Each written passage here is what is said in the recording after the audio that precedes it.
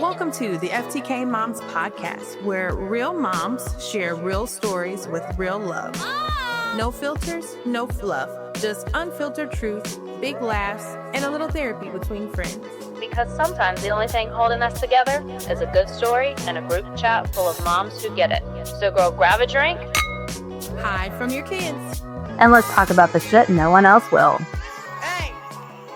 Okay. Hey. Hello. Welcome back. Yeah, it's been a day, right? Got our wine. Hello.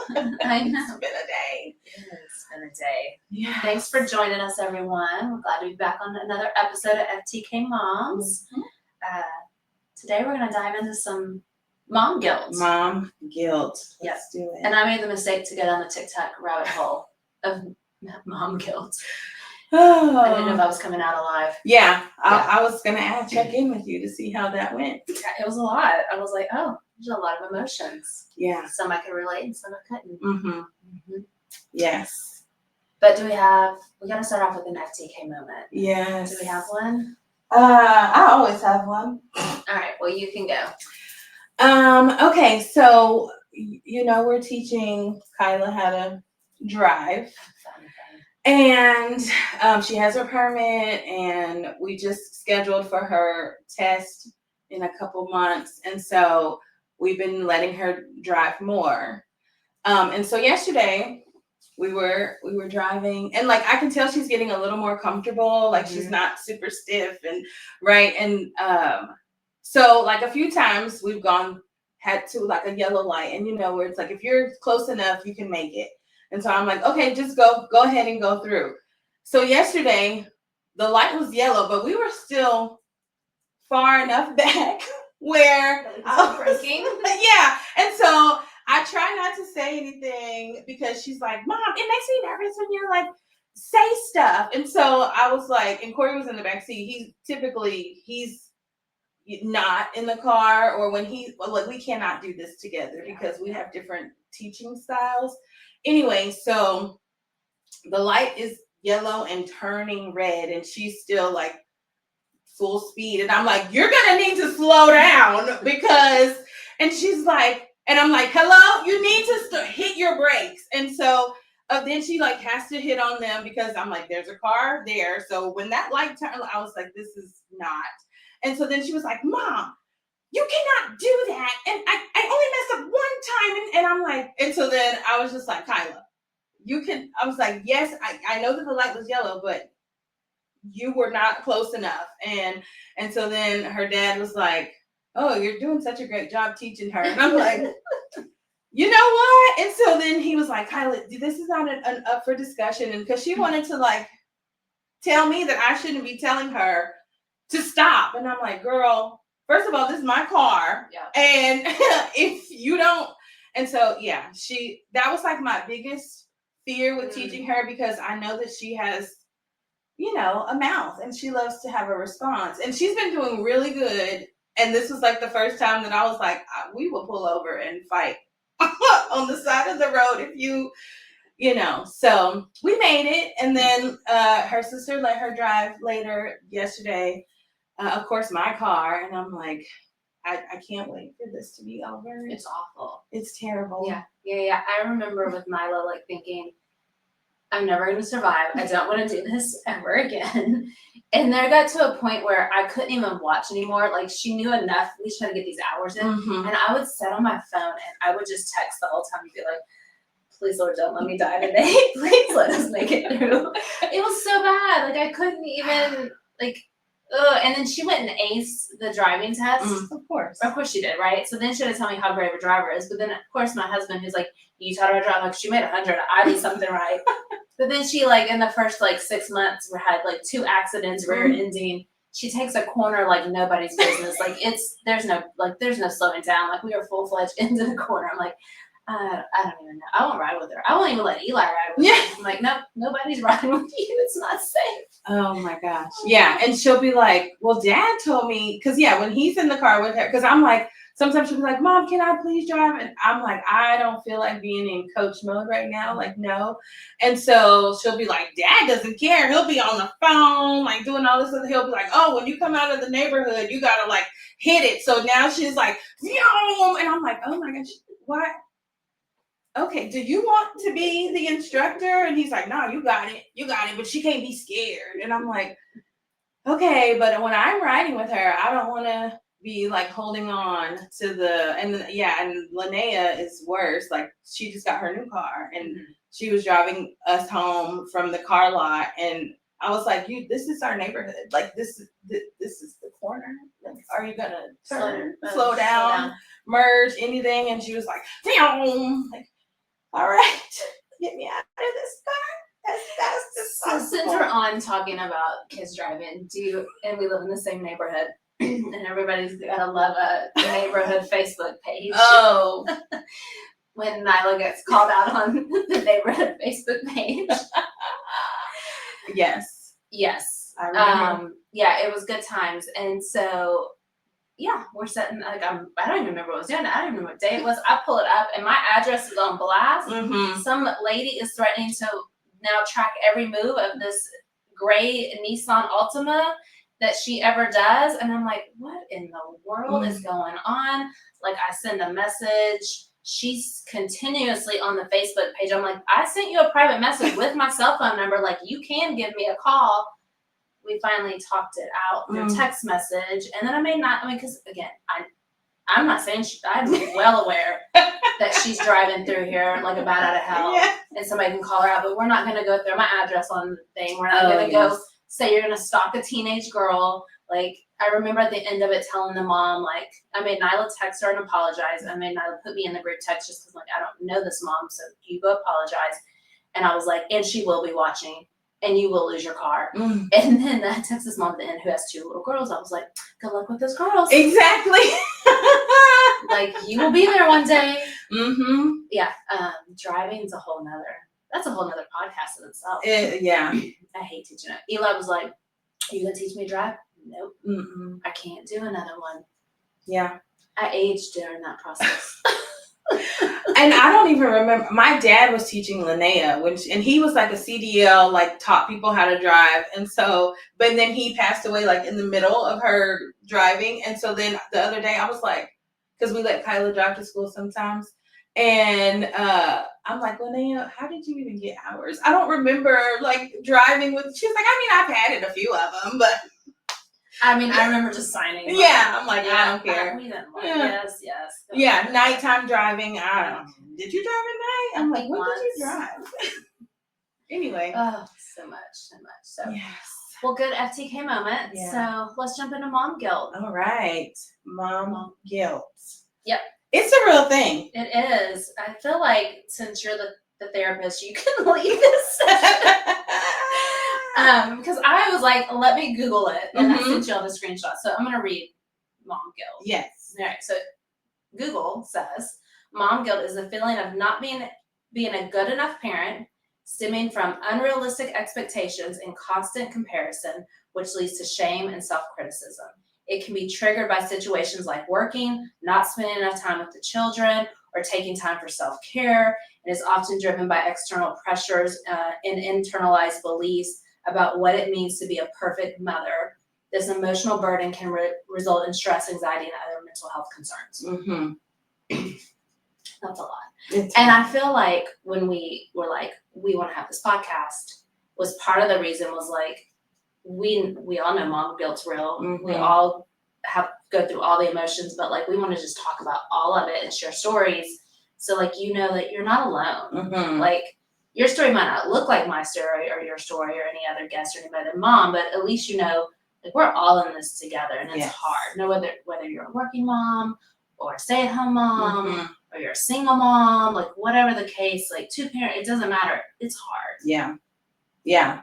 I remember it made me think about that. Like there was a time period, maybe like 5 or 10 years ago when like the stay-at-home mom versus working mom was like a thing. And, the comparison, and my sister-in-law, my brother's first wife was like a stay-at-home mom forever, and I was a working mom, and she would be like, oh yeah, my house is pristine, and right, like cooking dinner every day and all the things. And I'm like, girl, we stopped at McDonald's on the way home, or, you know, whatever. And like, my house is not clean, and feeling, that guilt of like, well, dang, it would be nice to be a stay-at-home mom. And then she would also talk about like how exhausted she would be from doing all of that, because there are certain expectations of like, well, if I'm home and my husband is working or my partner is working, then the responsibility of doing all of these things is still that. And so it's like, it doesn't matter what position you're in.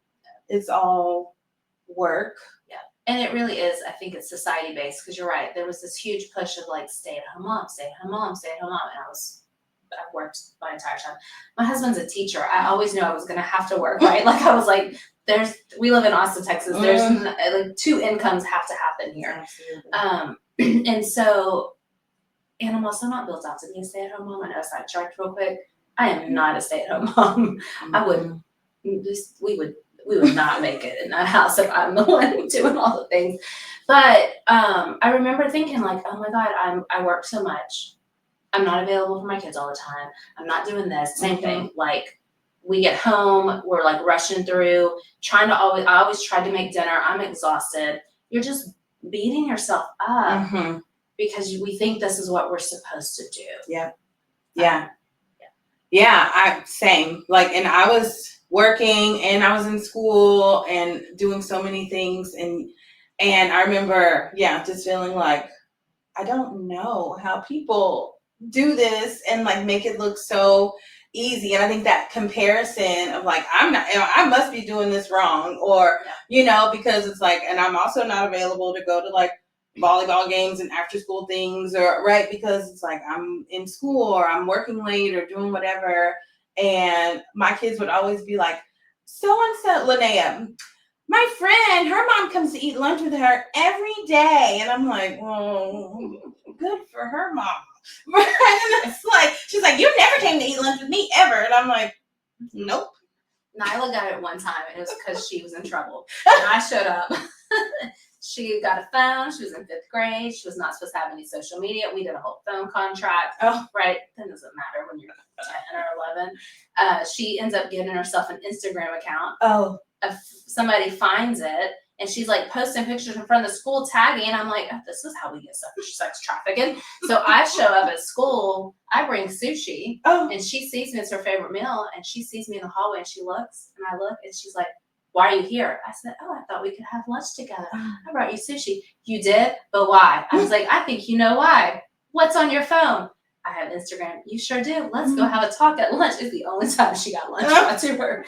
And then Eli was constantly like, you gonna come have lunch with me? Nope. You gonna bring all my friends pizza? No. Not doing it. No cupcakes for your birthday. No, I did one field trip. I've never been to the pumpkin patch. I did one field trip. That was it. And I'm okay with it. Yeah.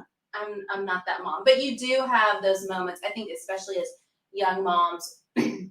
I think by the time your second one comes around, you figure it out, you don't really care. But that first one is, I think, the one where the guilt really hangs the most. Yes. Is because you want to try to do everything in the best. But depending on your season, you've in life and where you're at, you can only do what you can do. And that is enough.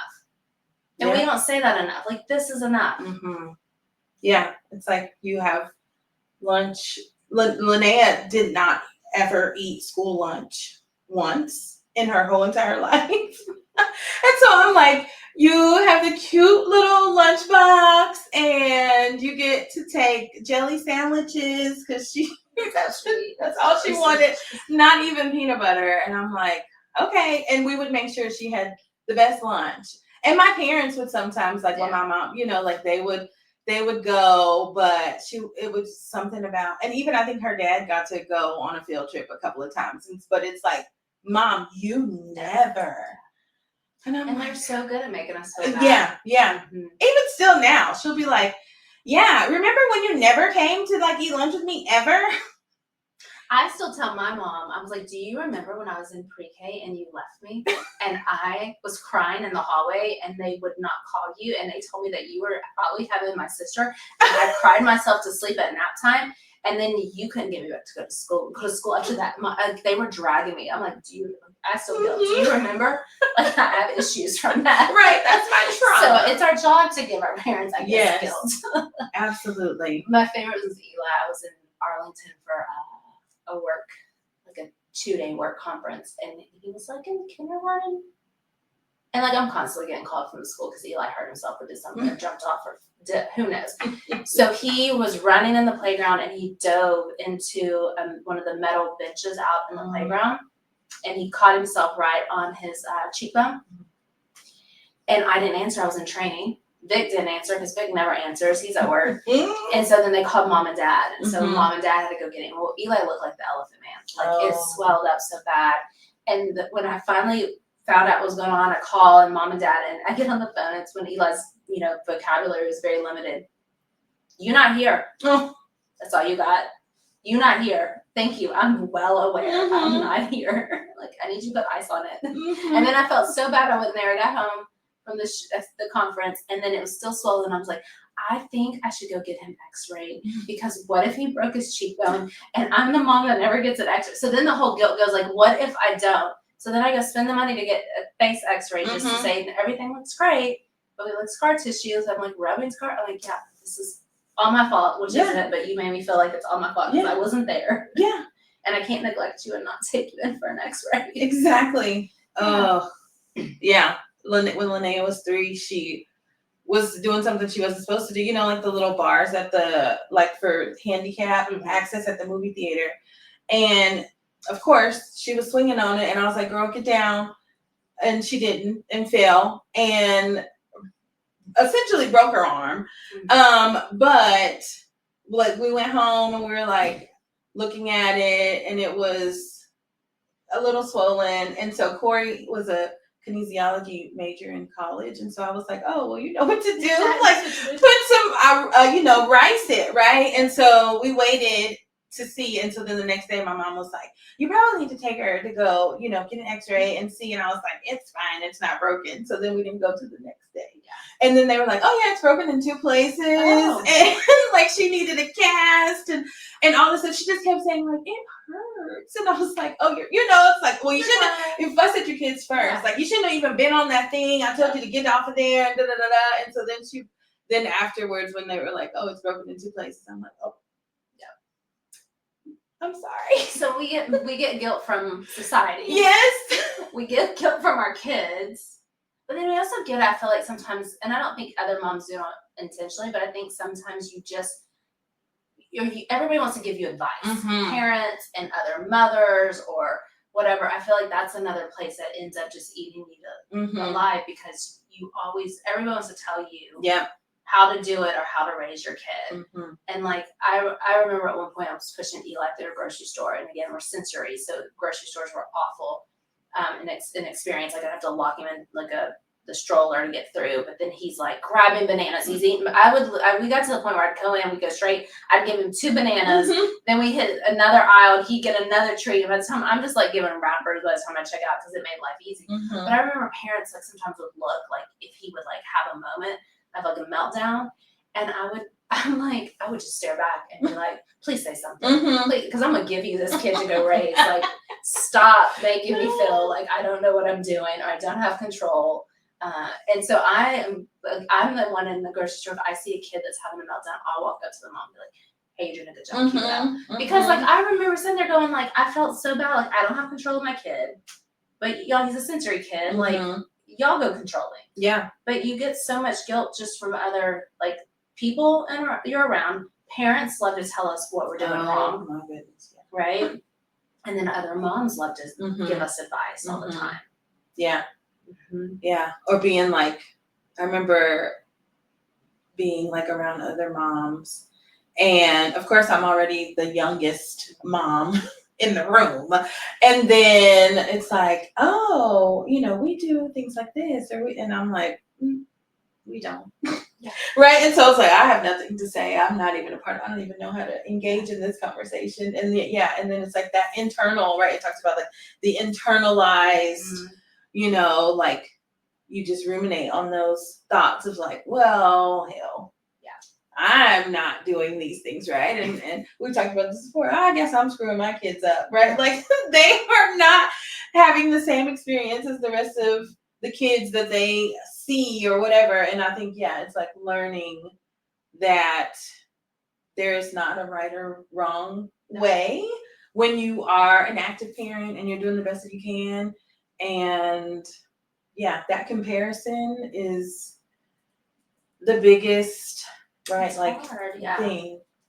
And I think in different seasons of the kids, like when you first have the baby, there was when I was going down my TikTok rabbit hole, there was a young mom that just had a baby.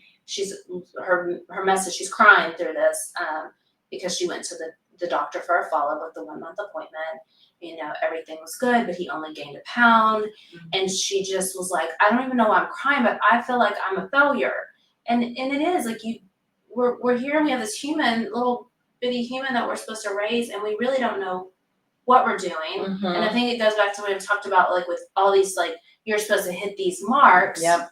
Sometimes you just like, I can't get, my kid's not at this mark, so I'm not doing enough. Mm-hmm. We immediately think, what did we do? I'm not doing enough. Like when Eli was going through his diagnosis, what did I do wrong to create this diagnosis, right? That's immediately my thought. Mm-hmm. Or, you know, when we were, you know, walking through different seasons with Nyla, like what did I remember one time that going, what did we do wrong as parents? And I'm like, oh shit, we didn't. Yeah. We didn't. Like I can't, but him verbally saying that, mm-hmm. right? Because sometimes you just, it's a lot. It's so much. And you don't know. And you really didn't. And you probably did. You did and you didn't. You did and you didn't. But it's hard. I remember, mm-hmm. you know, all those emotions. And you're tired. Oh my gosh. Yeah. You're so tired. I always try when I have girlfriends. I don't have many girlfriends anymore that are having babies. Thank God we're in our 40s. Mm-hmm. And if y'all do have babies, I'm here for you. Right. Prayers. I feel bad for you. Any accidents happen. But I'd always say, let me go take a nap. Mm-hmm. Go take a shower. I'm not like when they would have babies, like I'm not here. You've got 3 hours of my time. You go take a shower and go sleep. Mm-hmm. This baby will be just fine. Let the baby cry. The baby will be just fine. Yeah. Go do it because you forget the little basics that we need. Yeah. To keep our mind clear and mm-hmm. try to be the best and not go down the mom guilt cycle. I guess what does that mean? It's just like a spiral. Mm-hmm. It's just, yeah. One of the techniques that I use with clients all the time, especially kids, is HALT, HALT. And it's like, are you hungry, angry, lonely, or tired? And I think that applies, right? Especially for moms, right? It's like, I'm hungry because like I've been doing all of these things and forgot to eat. Like how many times do we go throughout the day? And it's like, oh, did I eat? Yeah. I've been doing all of these things. Like, oh, I haven't, you know, am I angry? Probably because like, what the hell? Yeah. Lonely, right? It's so lonely out here where it's like, you know, like sometimes we've talked about like community and building community. And the whole point of this podcast is to help build that community because sometimes you do feel like isolated, like, oh my gosh, it's just me. I'm the only one having this experience. And if you don't have someone that you can reach out to for that. I sent you the other day that talks about community. Oh yes, the Harvard study. The Harvard study. Mm-hmm. Let me pull that up. That was good. It was. Because community is so important. Or just somebody to be like, girl, mm-hmm. I can't. And somebody to be like, you got it. Like just a little bitty, like little moments of stuff.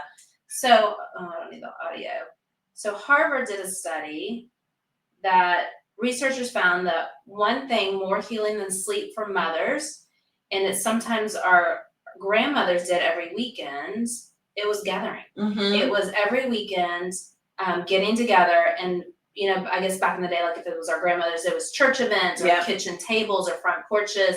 Potluck dinners were big, bridge clubs. Yes. And even bake sales, they said. And they called it fellowship. Mm-hmm. They would swap recipes and baby stories and share their worries and talk about real life.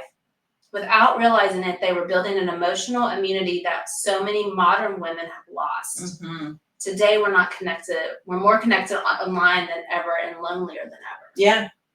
Yeah. Because it's like, you think like, oh, I don't have time to like do this weekly to do a bridge club or do a. I remember my mom used to go to like a weekly something, and even if she was like, well, you have to come with me, whatever, right? And I would be, in the doing my own thing. But yeah, it was like she needed that sense of community because it gave her, like that sense of, just like I'm not alone.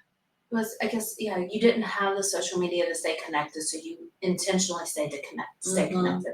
That's what I think everybody was as busy as they were back then, as we are now. But yeah, it's definitely, that community is so huge in finding your people. Yeah.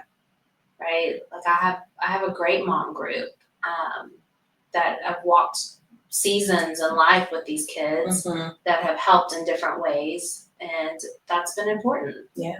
Mm-hmm. Yeah. Like you said, where you can call on each other to say like, oh my gosh, I'm so tired. And you're like, okay, I'm coming over. Yeah. Take a nap, go take a shower, right? Like, don't worry about the house, whatever, right? Or like even like bouncing off it. Like, okay, I did this. Did I screw my kid up? I might have made a mistake when I yelled at my child and said this. They can take that to therapy when they go. I did definitely ruin that one. Yeah. Or hey, what have you done in this situation? Right. We just had that talk yesterday. Right. We had a first boy come to the house the other day, and we never had a boy come to the house, and so now we had to talk about all the rules about coming to the house. And then I have my sister who's like, you're way too strict. Like, she's 18. She still lives in my house. And like, what, you think I'm just going to let them go and shut the door in their room and hang out? No. So then I'm going through these rules with Nyla that I'm like making up on the fly because I'm like, we've not been in this situation. Nyla never wanted to introduce anybody to us, so we have not been in it. And all of a sudden I'm like, okay, so door we're on a 1 story. You can go in your room, but door stays cracked. No covers. And she's like, you've got to be kidding me. And I was like, no, I'm not. And she's like, but what I'm like, we've never walked through this. And then of course she's trying to guilt me like I'm the worst, like the strictest mom ever. And then I asked you yesterday and I asked Linnea and you, and I got validated that I'm not. No, not at all. I'm like, ooh, door cracked. Like, oh, that was nice. That's nice. I yeah. Because you were 18. Exactly. 19, so you got a cracked door. You're like, well, we'll give you a little wiggle room. Yeah, it is. It's like, what are you doing? How are you handling this? Yeah. And it's like, okay, girl, well, whatever works for you, this is what we did. Or Linnea's like, TJ still, pretends. That's like, I never been in a room. Y'all about to get married. Right. Boy, please. But I remember going, like, when Vic and I when we started dating, and he went back to my mom and dad's house, and we were in our 20s. We'd probably been together a year. They were like, y'all want to sleep in the same room? You can go on the couch. You can go to your bed. I was like, but we're like 22, 21. That wasn't an option. Even after we had Linnea, and my mom and Corey was like, his mom was moving back to Michigan. He decided to stay in Texas, but he didn't have any other family. So my parents were like, well, that's very noble of him. He can't live here. And I was like, oh, okay, great. Until then my uncle, who was single and was a football guy, and was like, oh, well, he wants to stay here. He wants to play football. Like, yeah, he can, get to school from my house and stay here. And so my mom was like, yeah, he could totally do that, but y'all are not sleeping in the same. And I'm like, we already have a child. Yeah. And she was like, I don't care. That, like, it's you mom guilty. Your mom. I know. I'm like, and she, for a long time, even, and then once we got married, she was like, okay, well, y'all are married. We'll go do, y'all can go get your own place and, do whatever you want. But until then, she was like, no, I don't care if he's your baby daddy and he's here and he's responsible and we love him. And, and she was like, y'all cannot sleep in the same bed. And I'm like, we would just, sneak and do it anyway. Yeah, we all know what we did anyway. But they at least put the ground rules down. They felt comfortable about what they said. Yes. And now I even think, like, I would be like, absolutely not. You think so? Girl, get out of my face.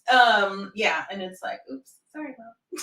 But like if you think about like you take your situation too, like your mom, like right, so many things happen. 16 and pregnant, right, and then you have society, and then you have you who are like Corey can live with that. Like that's I mean you're as a parent, like I can only imagine, like because we do it, like we're every day, like am I making the best decisions for my child? Am I being too strict? Am I not being strict enough? Where did I mess up? Yes. What are people saying? Like these are all. This is everything that goes on in our heads. Absolutely. With every scenario. And especially when it's like when you're making those decisions, and then I remember like after being 16 and pregnant and getting all the stares and the whispers and the whatever, and so then then Linnea being old enough for us to, like I talked about, bringing condoms and all the contraceptions and everything. But that conversation of like, am I being her friend? Yeah, like I don't want to be too strict. I want her to feel open enough to like talk to us, but also like I don't want her to sneak because I was sneaking and my mom made it, was very open, but still it was like, I don't trust that if I'm open with you that you're actually gonna still let me, go. And so I think that is like that internal narrative of like, am I being their friend and letting them do whatever, or am I being too strict, or am I doing too much? And it's a lot of pressure. It is a lot of pressure. It is from all angles. So how do you deal with it? How have you processed it? I'm still learning to process it.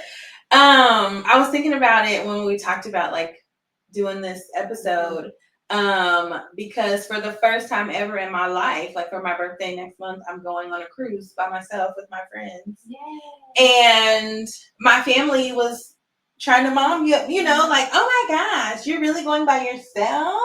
Like 7 days? And I'm like, bye. But the first, like when my friends were like, oh, here's this, my first thought was like, oh, I can't go. Yeah. There's no way I can be gone for that long the week before Thanksgiving. And it was like, why? Why not? Like, why can't you?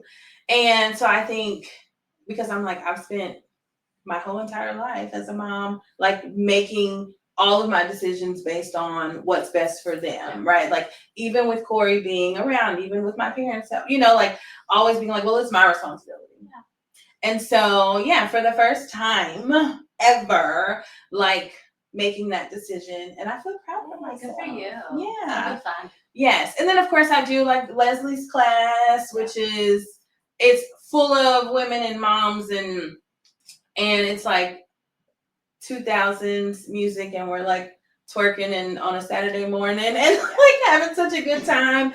And my family knows, like, don't book or schedule anything, and if I'm going, like I'm not gonna miss it. It helps me stay sane and not come back and like kill all of y'all.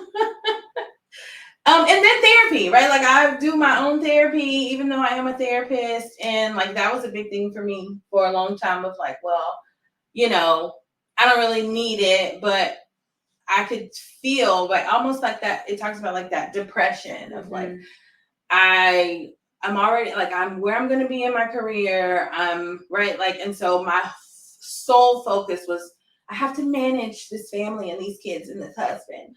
And my therapist was like, why? Why do you have to do all of that? And I was like, you know what? You're right. They can like figure things out on their own. And I had just taken on that responsibility for so long that it just became a part of my everyday, right? Like waking up in the middle of the night, like, oh, Kyla needs this, or we need to do that. And it's like, I don't have to manage all of that. So I'm still learning, but I'm getting better at like not letting it eat me alive and keep me from living my life. It's hard. What have you done or are doing? One, my therapy comes from my sister. I'm a therapist. I think it's a little bit the same, right? Like I think for us, we're both in that season where the kids are self-sufficient. I mean, even though Eli's 13 and we still walk a lot with his journey, we're still, there's like, he's he can stay by himself at home for a little while. He's self-sufficient to go hang out with friends. So I'm having more freedom. Mm-hmm. When you talk about like managing all the schedules, for us, when football season hits, because my husband is a coach, Eli's playing, and thank goodness this season, I was like, I'm so glad I don't have a daughter playing volleyball anymore, because I wouldn't have survived these months. But I'm managing everybody's schedule, right? And you're right, it's constant. It's like, who's this? Where are they going here? They're doing that. And then like I might be out I've had a couple of executive summits I've ran. I'm out for 3 days in the middle of all this. So you're just constantly moving everybody. So I think a couple of things, like learning that they can all figure it out, like you said, right? But they're at that age they can figure it out, so we can have that moment. I've also kind of just shifted my mindset, which is hard, but like I'm like, fuck it. Anybody that wants to say anything, no, fuck you. Right. Like I am doing my best, and I know I'm doing my best. It's not always right, and so I think having that mindset shift of that I'm giving it the best I can, and it's not going to be perfect. That's helped. There's a lot of like going into my 40s was weird. I know you're not there yet, right? Almost, right? Next month. I remember that transition being really hard when I was going to turn 40. Like I was like, oh my God, I'm going to be old. And I like processing it, right? Like it was difficult. And then your body stops working and all the things. And so that's a whole other episode. But I've watched like a lot of women in their 50s like post, and they're like, we're just like, fuck it. And I think I'm at this point where I'm like, well, if I can say that at 50, I'm saying it now. Right. Like, I don't care. Say what you want to say, do what you want to do, judge what you want to judge. I am good where I'm at. I'm enjoying life. I'm learning to set boundaries. And that's probably the biggest, is learning to set boundaries. And really evaluating, what do I want to do and what do I not want to do. And then saying no and being okay with it. And even with the kids, no, I'm not doing that. Yep. Eli wanted to go to a football game the other night, but he had a game the next day. Nope, you suck in the morning. So instead of feeling guilty, nope, you're done. Like just having that, I think, has helped in these last couple of years. But I think when the kids were little, right, like you're so much in it. Yeah. And you don't know what the outcome of your, like, you're just changing diapers, like whatever season you're in, right? You're changing diapers, or you're chasing a toddler, or you have those sweet little ages, which we like when they're like kindergarten, first grade, second grade, where they're sweet and it's kind of peaceful. It's like the eye of the hurricane. You forget that they're just so nice, but you're running them everywhere. Yeah. There's still all those guilt, and you're so far in it and so busy, whether you're working or staying at home, it's hard for you to find like, hey, what's my hobby? Or how do I take care of myself? And you see like so many moms who like give everything. Our kids go to the dentist before we go to the dentist. Our kids never miss a wellness check. I'm already 2 years past due on a breast, like my OBGYN, but everybody else is on track. Like we do all of that and we forget to take care of ourselves. I don't know if there's anything to tell you to do that during those seasons, but like, no, you're not alone. Yeah. Like you're not alone, and you are doing your best job. Yeah. I don't know how to tell you to not switch your mindset, or to start being able to go to twerk classes. Yeah. Or, if you can get away and take a girls trip, I encourage it. I think it's great. But it is hard to find those moments when you're in those little seasons. Yeah. Yeah. Cause it's like, I don't trust anybody or just finding the time. It's like there's no time. And then money, like what's that? Yeah. I mean, there's many times like we would do like a staycation or something, Vic and I, we might just go and sleep. Like we would go when the kids were little, mom and dad, or they would be like, hey, we'll take them for the night. We never left the house. Like I slept and I was okay with it. I wouldn't cook. You better order me some food, but find those little moments. But then also go to TikTok, because if there's so many there's so many mom guilt posts. Like if you feel like you're alone and you don't have that community, go to TikTok and just watch and know that you're not. I mean, I feel like that's probably not the best advice, but I'm gonna tell you, it's a rabbit hole of real moms who are having conversations. Yeah, and I think with that, like it's given us a certain sense of like, that vulnerability of being like you said, well, you know what? Judge me if you want to. don't care, right? But it's like having that space to be like, yep, this happened, or didn't get to do that, and just sharing it and not feeling like. And I think that we need more of that.